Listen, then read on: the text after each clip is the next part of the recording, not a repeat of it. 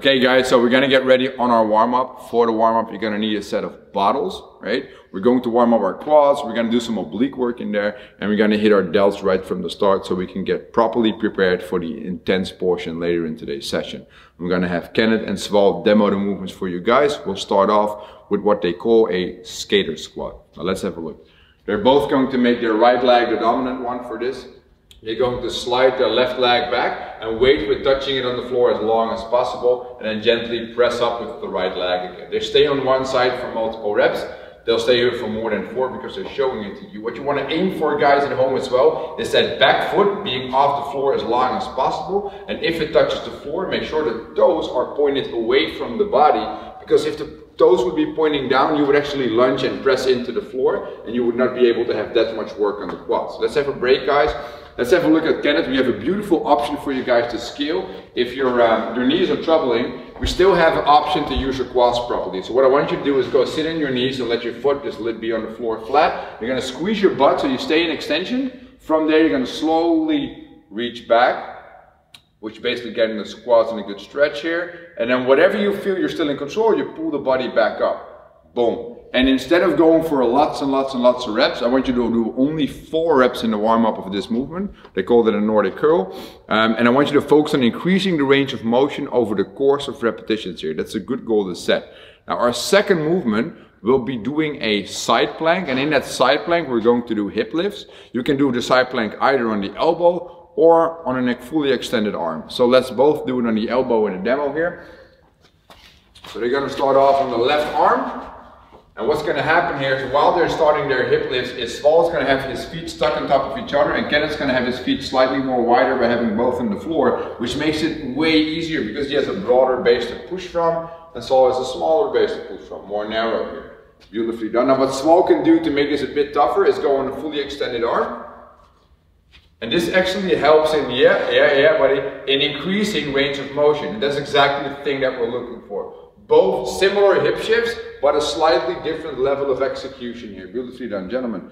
And the idea is to do the hip lifts as well slow, because we're not doing them timed, we're doing them for a certain amount of repetitions. Right? Now our final movement will be the double bottle front raise. So you're going to grab your set of bottles, you're going to have the palms facing the legs, right? Now from this position, with control, you're going to pull up a straight arm to approximately shoulder height as a minimum. What Sval is doing here is going more towards eye height. Now whatever you have in your hand that feels comfortable and weight-wise, you can go as high as you can with the bottles, as long as you can keep your belly tight and your shoulders pinched down. You don't want the shoulders to go up from here. And what I like with the gentlemen in the demo is they're not just smacking the bottles down on their legs, they're actually controlling the way up and they're controlling the way down. Very good executed front raises. Now if you have an injury on the shoulder, what you can do is very simple. You ditch the bottles and you still make the movement count.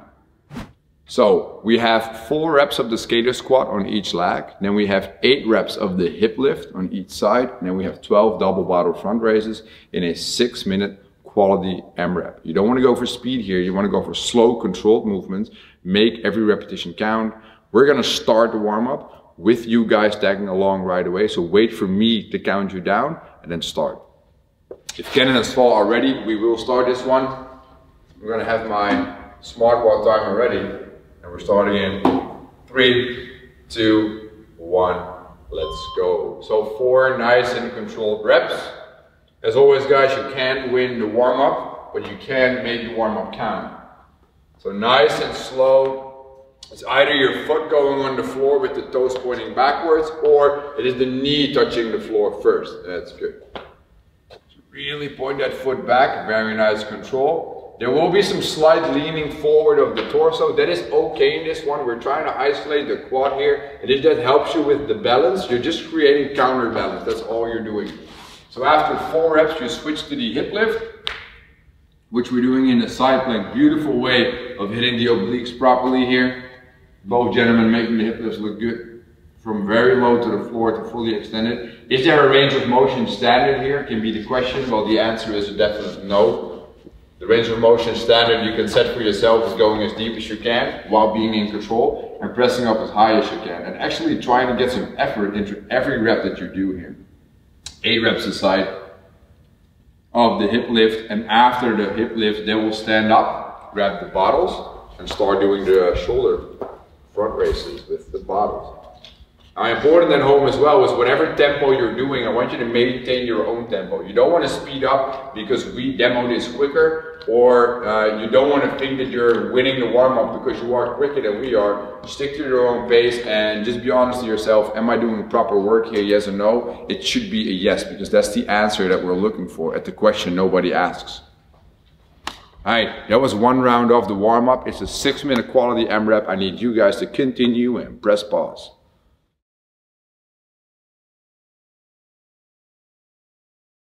Okay, so we're going to have a challenging middle portion of today's session with 3 different movements that will turn into an interval kind of session with 45 seconds on and 15 seconds off. Before getting into the details, let's have a look at the 3 movements first. We're going to start off with the back step lunge, going into a knee lift. Both gentlemen are going to start with their right leg going back. So when they go back, they just do a regular lunge. They come up and then they extend with the leg through. Now what we just had with the skater squat was we were very gentle with touching the back floor with our knee. We were very late with that. Now we press our foot into the floor a bit earlier when we're doing. You don't want to do this too fast. You do want to focus on extending and pulling your knee up nice and high while remaining upright with the upper body. Very good lunges into knee lifts. Now, we do have a scaling option for you guys if you cannot do a lunge due to a certain injury in the knee, for example, if that hurts. You don't want to do this one. So then we have a woodpecker still going into the knee lift. So have a look at Kenneth. He's going to do that. He's going to shift his weight back into the heel. He's going to come forward. He's going to pull up the knee. And then he's going to make reps like that. So he's going to make it a hinging pattern, come up and shaboom. Now very important when you do that is the leg you're standing on. You have a slightly bended knee because it helps with the balance aspect of the movement. Now let's move on to our second movement, which will be a scorpion. We're going to be on the floor on our belly. We haven't done this one yet, so arms spread out to the side. We're going to start with our right leg coming up as high as possible, bending, and then reaching for the left arm. Boom. And then we're going to come back, and we're going to do it again with the same leg. Same leg. Because we do in this warm-up everything on one side before moving on to the other. Now while they're going on, I want you at home to focus on 2 things here. 2 options you can try. And I want Kenneth and Sval to show different options. Sval is going to stick his shoulders on the floor throughout this movement, which is going to make it very hard to get a big range of motion in, but it's very challenging to do, which can be a very good option to choose from. And Kenneth's going to deliberately get his shoulder off the floor in the end of the movement to get more range of motion, which helps with opening up the lower back, stretching the hip flexor, and getting a good spine twist in there. Beautiful scorpions done by the gentleman here. Now, let's move on to our third and final movement of this warm-up portion, the second warm-up of today, which will be the lying one leg raise. So we're going to start off in a hollow, but you can make it a support hollow. So Sval, get his arms on the floor, and Kenneth, you can put your arms underneath your butt. Good, you're going to start off with both legs extended from the floor, and then you're going to have one leg come up to perpendicular to the floor and come back down. You're only going to move with that one leg up for the entirety of the interval.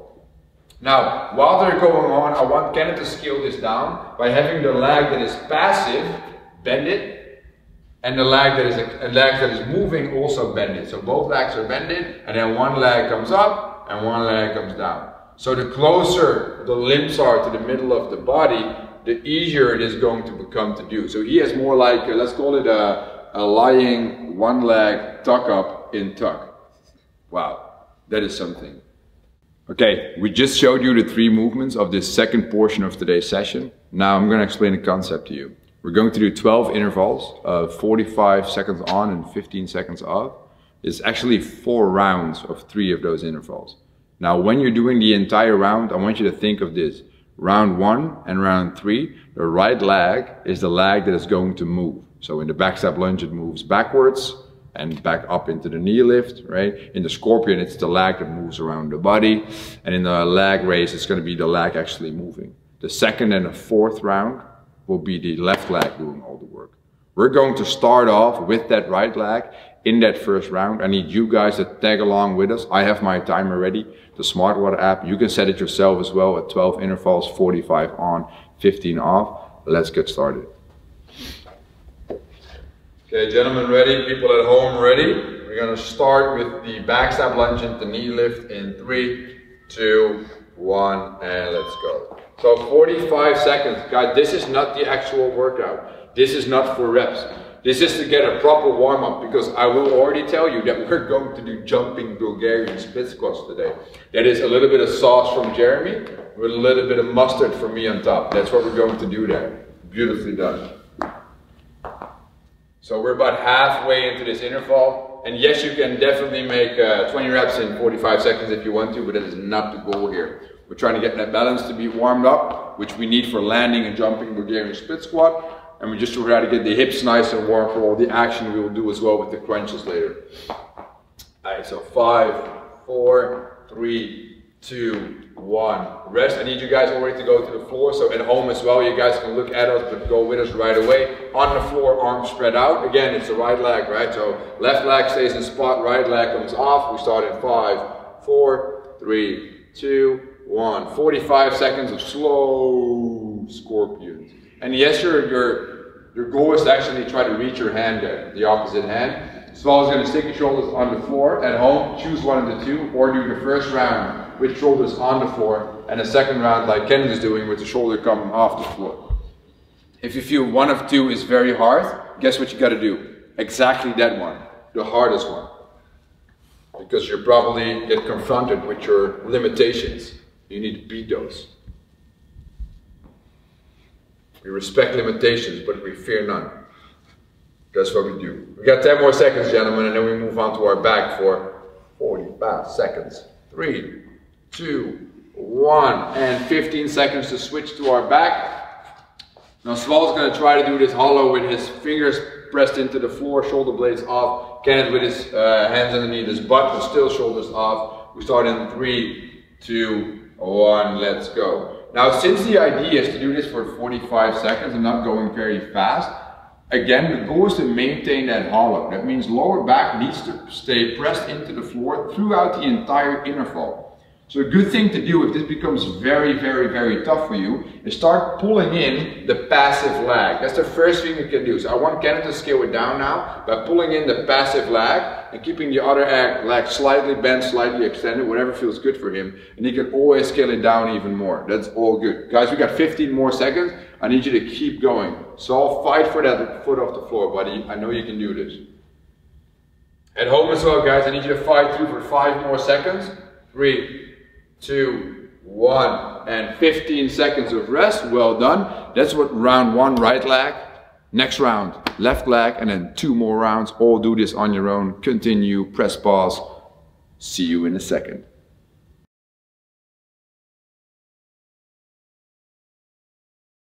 It's workout time!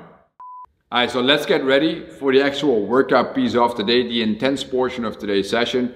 3 movements. Some of this stuff we've kind of done already, as in warming it up, same patterns, but now more explosive or way harder than we did in the warm-up. Now we're going to start off with a jumping Bulgarian split squat. So that is a little bit of Jeremy, a little bit of me, all into one. Now what we're going to show you first is how to set up a Bulgarian split squat, and then once Sval and Kenneth has demoed a couple of reps, we'll go right into the jumping variation.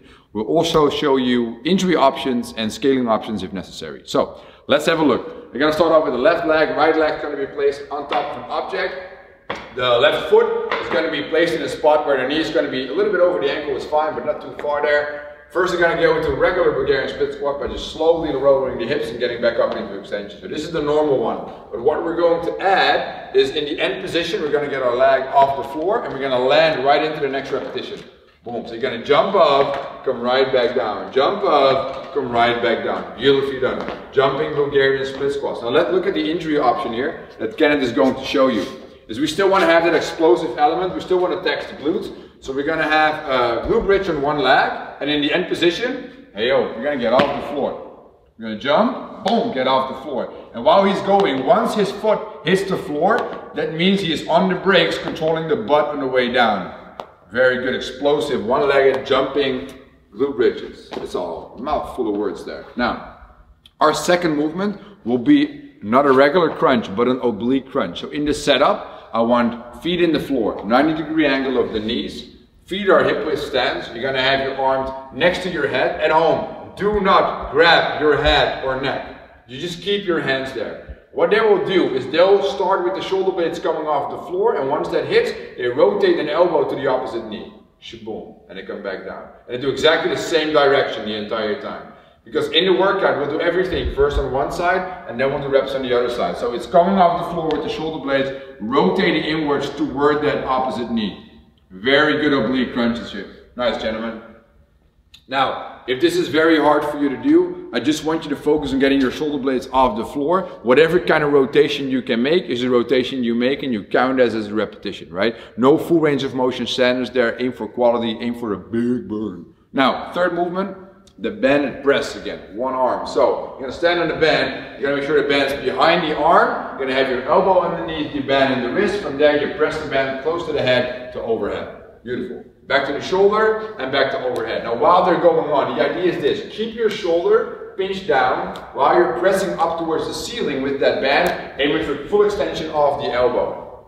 There we go. Now in the workout, we'll do all repetitions on one side, so 12 in this case, before moving on to the other side. Make sure you keep bracing your belly and keep pulling through. Now we will show you what to do when you have an injury that is telling you not to press. You're going to do a row with bands, but you will set up like it's a regular bend over row, but you only use one arm for 12 and then the other arm for 12. So Ken is going to pull with only one arm up, elbow goes back and up. He's going to do all the rows. The funny thing is that the other arm is actually actively working because his lat needs to be tight to stabilize him in that position. So 12 reps on one side, 12 reps on the other side. Time to hit it! It's a 12-minute AMRAP. 6 jumping Bulgarian split squats on one leg and then 6 on the other. 6 oblique crunches all to one side. I mean 9, not 6. 9 oblique crunches to one side and then 9 to the other. Then 12 presses on one arm, 12 presses on the other. That is a round, and you keep doing that for 12 minutes. You're going to aim for a very big burn and a big pump. Let's get started. I get my timer ready. I hope you guys are ready. Canada's swallow ready. We're going to all start in this one together. It is May the 1st. We're going to start this month off good. In 3, 2, 1, let's go. Jumping Bulgarian split squats to get a good leg burn. Catching yourself on the way down. Using the brakes right into firing explosively up. Builds a very strong leg, and that is exactly what we need. Doing this with one leg instead of 2 at the same time is a great way of getting your legs nice and balanced out. Here we go. Nice and quick. You don't want to do this for lots of repetitions because you want to keep that explosive element in there.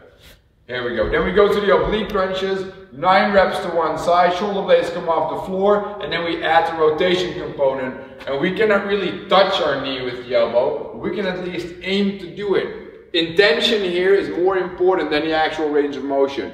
So actually getting your shoulder blades both off the floor and adding that full twist in there, that's what's going to help you go through this session.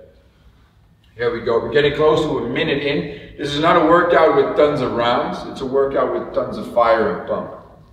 That is what we need, yo.